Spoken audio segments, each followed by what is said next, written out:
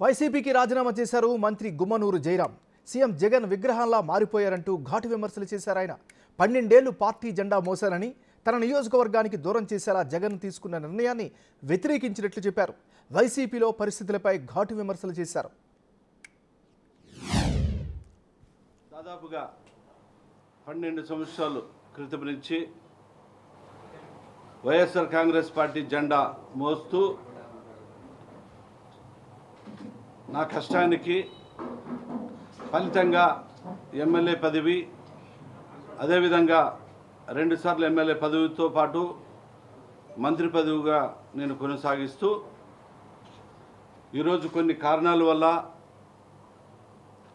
నా వ్యక్తిగతంగా కానీ అన్ని విధాలుగా నా ఆలూరు నియోజకవర్గ ప్రజల మనోభావాల గురించి కానీ అన్ని విధాలుగా ఈరోజు నేను వైఎస్ఆర్ కాంగ్రెస్ పార్టీకి రాజీనామా చేయడం జరుగుతుంది. వైఎస్ఆర్ కాంగ్రెస్ పార్టీకే కాకుండా మంత్రి పదవికి అన్ని విధాలుగా నేను రాజీనామా చేస్తున్నాను. స్టార్టింగ్లో నేను రాజకీయంగా నేను వచ్చేటప్పుడు కూడా నాకు ఎంపీ పదవులు ఉన్నప్పుడు కూడా నాకు ఈ ఎంపీ పదవులు వద్దు, నాకు ఏదైనా నాకు ఎమ్మెల్యే పదవి కావాలని చెప్పి ఆ రోజుల్లో వచ్చాను. ఈరోజు కూడా నాకు ఎంపీ పదవి వద్దని చెప్పేసి నేను ఎంపీ పదవి మీరు కర్నూలు ఎంపీ పదవిగా మీరు పోవాలని చెప్తే నాకు అది లేదన్నా, ఆ పదవి నేను అలంకరించేదానికి నా మనసు ఒప్పుకోవడం లేదు. అదేవిధంగా నా నియోజకవర్గ ప్రజలు కూడా నాకు ఒక కుటుంబంలోకి ఒక అన్న, పెద్ద అన్నగా మా దగ్గర ఉంటేనే మాకు న్యాయం జరుగుతుంది కాబట్టి నువ్వు పోవద్దని చెప్పి మా ప్రజలు అందరూ కూడా చెప్పిన విధంగా నేను ఈరోజు పోయలేక పరిస్థితిలో ఈరోజు ఈ పార్టీని వాళ్ళు ఎంపీకి పోవన్నందువల్ల నాకు ఎంపీ నాకు అవసరం లేదు. నియోజకవర్గంలో అంటే నా నియోజకవర్గానికి వేరే అభ్యర్థిని ఆయన కేటాయించినందువలన నాకు మనసుకి గురై నేను పార్టీకి వదిలిపోతున్నాను.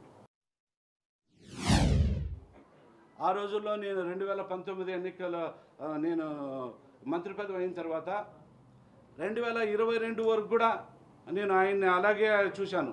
మీరు ఏం చెప్పారో అదే పదానికి చూశాను. కానీ 22 తర్వాత ఆయన 22 తర్వాత ఒక శిల్పిగా మారిపోయినాడు.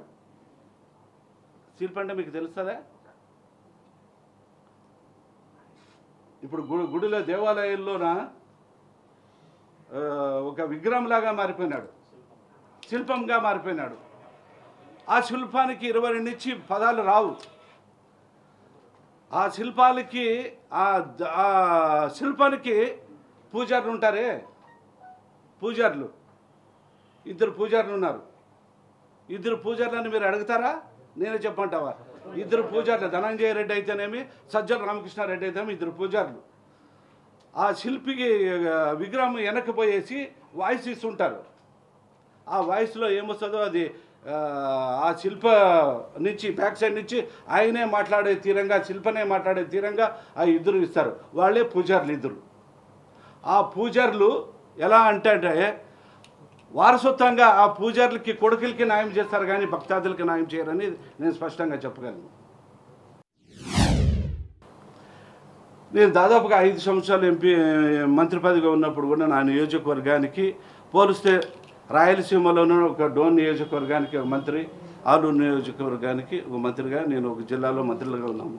ఆయన నియోజకవర్గం అభివృద్ధి చెందింది, నా నియోజకవర్గం అభివృద్ధి చెందా.